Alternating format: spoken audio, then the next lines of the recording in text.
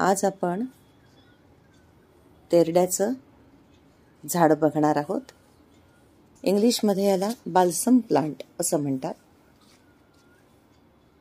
9वीच्या सायन्सच्या पुस्तकात growth independent movement, वृद्धी असंलग्न हालचाल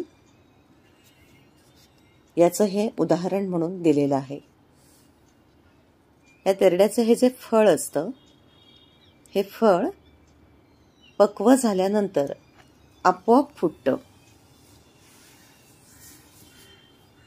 आणि त्याच्या बिया या ज्या काळ्या रंगाच्या दिसतात ह्या सगळीकडे पसरतात आणि नवीन झाडं येतात।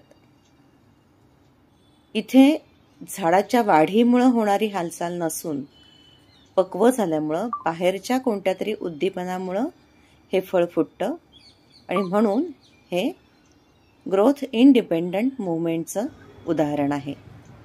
धन्यवाद।